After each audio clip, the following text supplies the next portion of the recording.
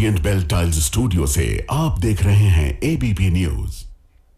नमस्कार, बहुत स्वागत है आप सभी का। आपके साथ मैं हूं अपर्णा मौजम। वक्त हो गया एबीपी रिपोर्ट का। करते हैं शुरुआत पहलगाम आतंकी हमले के बाद। सेना किसी भी वक्त आतंकियों के खिलाफ बड़ा ऑपरेशन शुरू कर सकती है।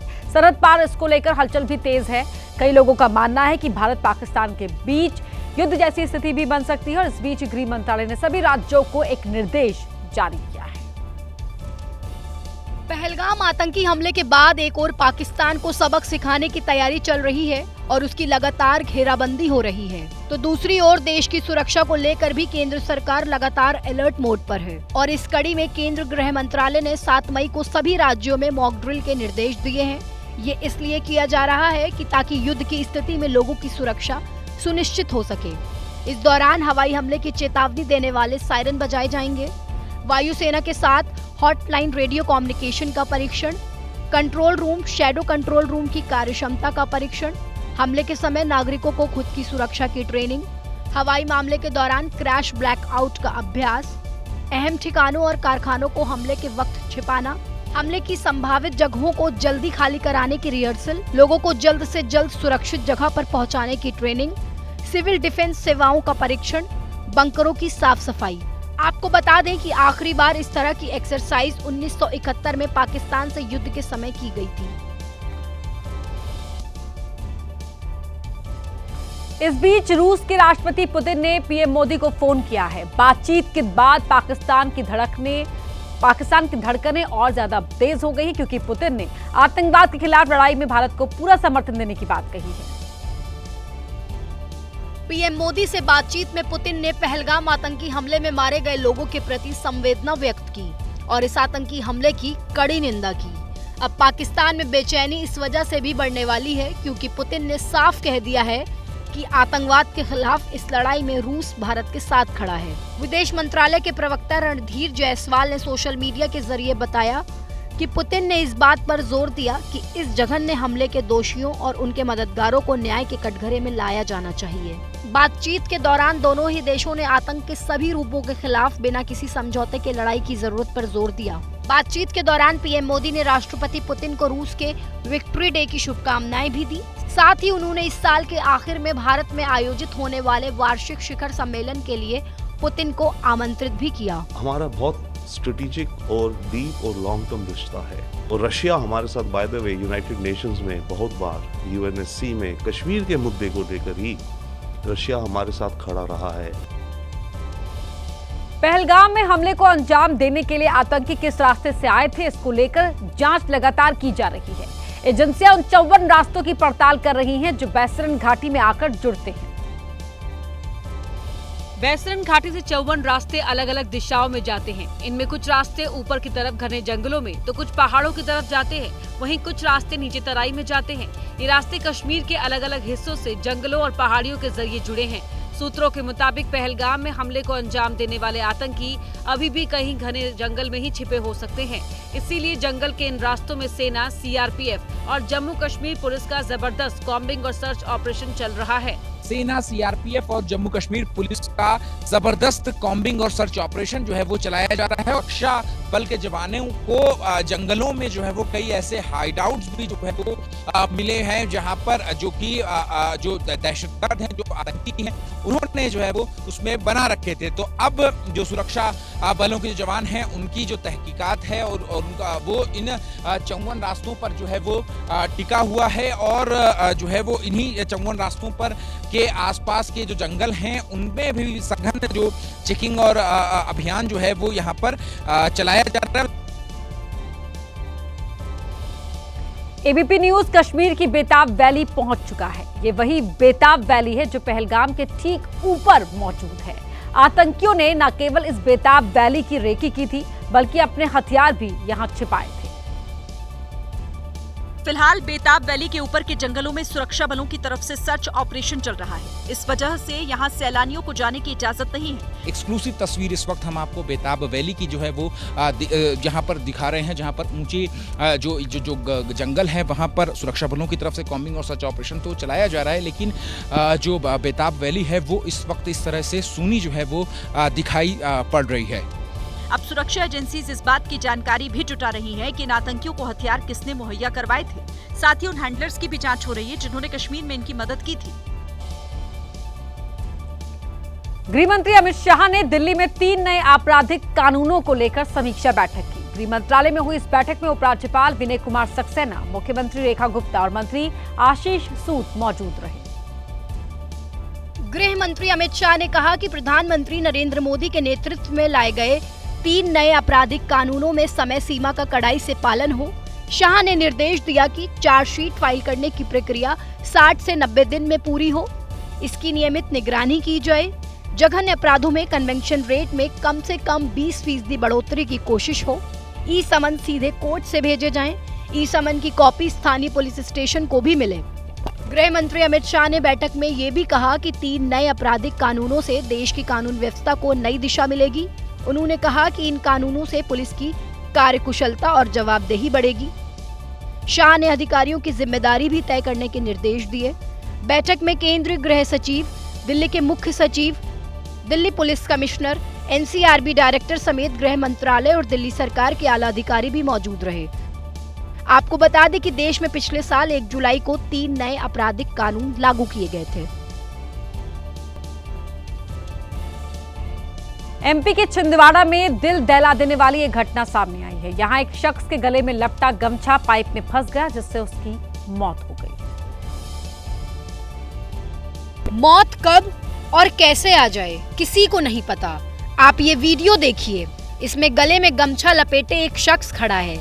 तभी थ्रेडिंग के दौरान उसका गमछा घूमते हुए पाइप में फंस जाता है, जिससे उसकी मौके पर ही मौत हो जाती है। ये दर्दनाक घटना मध्य प्रदेश के छिंदवाड़ा देहात के कुंडली खुर्द गांव की है, जहां 55 साल के हरीश चंद्र भवाली थ्रेडिंग कराने गांव की ही एक दुकान पर पहुंचे थे। तभी उनके गले में लपटा गमछा पाइप में फंस गया। इस दौरान वहां मौजूद लोगों ने हरीश चंद्र को बचाने की कोशिश की, लेकिन तब तक वो दम तोड़ चुके थे। सुरक्षा मानकों की अनदेखी भी इस हादसे की वजह मानी जा रही है। फिलहाल पुलिस ने केस दर्ज कर जांच शुरू कर दी है। जो पाइप था वो घूम रहा था और उसके पास में ये मृतक खड़े हुए थे। गले में इनके लाल गमछा डला हुआ था। दुर्घटनावश ये गमछा जो है उस पाइप में लिपट गया और जिससे कि तत्काल उनकी मौके पर ही मौत हो गई। वहीं पुणे में एक युवक ने हाईवे पर खतरनाक स्टंट किया। युवक तेज रफ्तार में दोनों ही हाथ ऊपर रखकर स्कूटर चलाता रहा। लोगों ने उसका वीडियो भी बनाया, लेकिन उसे किसी बात का खौफ नहीं था। इस जानलेवा स्टंट को देखकर आप सहम जाएंगे। युवक दोनों पैरों को ऊपर करके हाथ छोड़कर स्कूटी चला रहा है। पुणे बेंगलोर हाईवे पर युवक खतरनाक तरीके से स्टंट करता दिखा।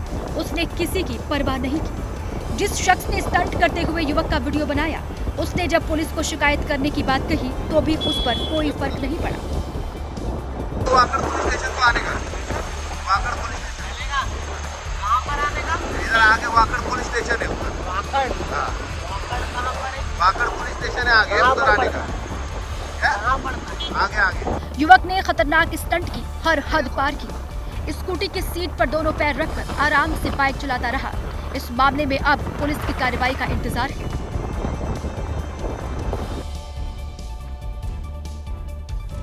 मेरठ पुलिस ने लूट के मामले में 6 आरोपियों को गिरफ्तार किया है। कुछ दिन पहले इन आरोपियों ने बुजुर्ग दंपति को निशाना बनाया था और लूट के बाद उनका आशीर्वाद भी लेकर गए थे। पुलिस ने समीर, अहमद, इमरान और अनस समेत 6 लड़कों को गिरफ्तार किया। ये लड़के 11 अप्रैल की रात बुजुर्ग दंपति के घर में दाखिल हुए थे और तमंचे के बल पर 30 ग्राम सोना और कैश के साथ साथ मोबाइल लूट ले गए थे। इन लड़कों ने पूछताछ में बताया कि ये लूट के पैसों से स्कॉर्पियो खरीदने वाले थे। 4 व्हीलर इनकी खरीदने की आगे प्लानिंग थी। जो पूछताछ में इन्होंने बताया है वो स्कॉर्पियो S11 की बात कर रहे हैं। लूट के बाद इमरान नाम के आरोपी ने 90 साल के बुजुर्ग के पैर छूकर आशीर्वाद भी लिया था। फिलहाल ये पूरा गिरोह अब पुलिस की कस्टडी में है। पुलिस ने इनके पास से तमंचा और कारतूस भी बरामद किया है और बताया है कि तमंचे का इस्तेमाल इन लोगों ने बुजुर्ग को डराने के लिए किया था। मध्य प्रदेश के स्वास्थ्य मंत्री विवादों के बीच घिर गए हैं। दावा किया जा रहा है कि स्वास्थ्य मंत्री को जब एक होटल में बैठने के लिए कुर्सी नहीं मिली तो उन्होंने अपनी ताकत का इस्तेमाल करते हुए होटल पर छापा ही पड़वा दिया। रविवार की रात मध्य प्रदेश के विधानसभा अध्यक्ष नरेंद्र तोमर के बेटे की शादी का समारोह था। इसी समारोह में शामिल होने के लिए स्वास्थ्य मंत्री नरेंद्र पटेल भी ग्वालियर पहुंचे। इस बीच वो क्वालिटी रेस्टोरेंट पहुंच गए। रविवार होने के चलते इस होटल में सारी सीट पहले से ही रिजर्व थी और मंत्री जी को बैठने के लिए कुर्सी नहीं मिली, जिसके बाद वो भड़क गए। यहाँ अंदर तक आ गए, वो ऊपर जाने लगे, फिर वो नाराज हो गए, फिर यहाँ पे वो डायरेक्ट गाली देने लगे। इससे कुछ ही देर बाद रात में ही फूड सेफ्टी विभाग की टीम होटल पहुंची। फूड सेफ्टी विभाग के साथ बीजेपी के जिला अध्यक्ष और पुलिस के अधिकारी भी थे, जिसके बाद कर्मचारी समझ गए कि ये टीम मंत्री जी के कहने पर ही आई है। फूड सेफ्टी विभाग की टीम ने किचन में खाद्य सामग्री के सैंपल लिए और वहां से चल दिए। अब मंत्री कह रहे हैं कि उन पर झूठे आरोप लगाए जा रहे हैं। यशस्वी प्रधानमंत्री नरेंद्र मोदी जी के नेतृत्व में, मध्य प्रदेश के लोकप्रिय मुख्यमंत्री डॉक्टर मोहन यादव जी के नेतृत्व में लगातार हम व्यवस्थाएं सुधारने का काम कर रहे हैं। हालांकि इस बीच ये बात भी सामने आ रही है कि ये होटल किसी बीजेपी के ही नेता का है। वहीं केदारनाथ यात्रा में घोड़े खच्चरों को अजीब बीमारी से हड़कंप मच गया, जिससे घोड़े खच्चरों का संचालन 24 घंटे के लिए बंद कर दिया गया है। केदारनाथ मार्ग पर 24 घंटे तक घोड़े खच्चरों के संचालन पर रोक लगा दी गई है।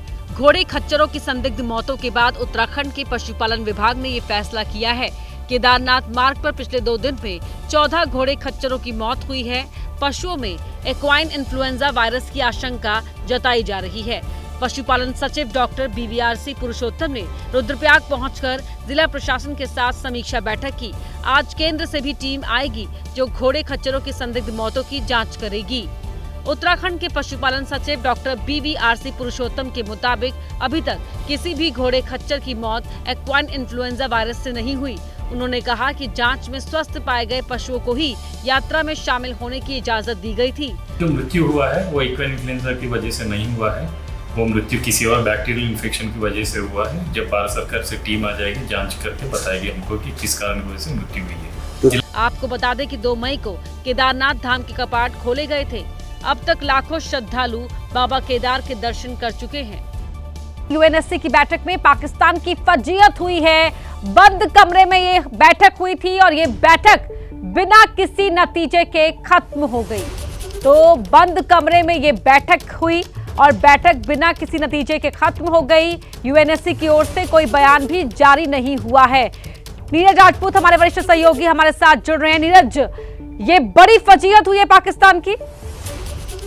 हाँ बिल्कुल अपर्णा, आपने बिल्कुल ठीक कहा। पाकिस्तान ने जो संयुक्त राष्ट्र सुरक्षा परिषद है उसमें क्लोज डोर मीटिंग बुलाई थी उसने, पहलगाम हमले को लेकर और भारत से जो तनाव चल रहा है उसको लेकर, और क्योंकि इस वक्त खुद पाकिस्तान भी अस्थायी सदस्य है UNSC का, तो इसलिए बुलाई थी। लेकिन अभी तक कोई जानकारी ऐसी सामने नहीं आई है कि UNSC ने कोई ऐसा स्टेटमेंट जारी किया हो, पाकिस्तान के समर्थन में किया हो, पहलगाम हमले को लेकर किया हो।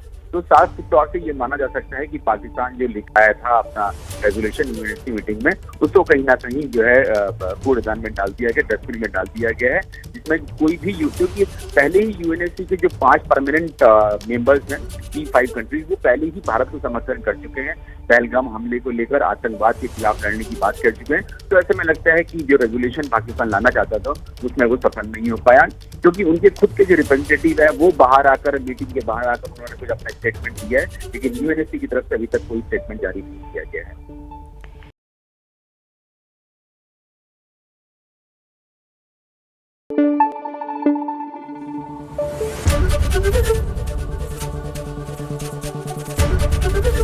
ABP न्यूज आपको रखे आगे।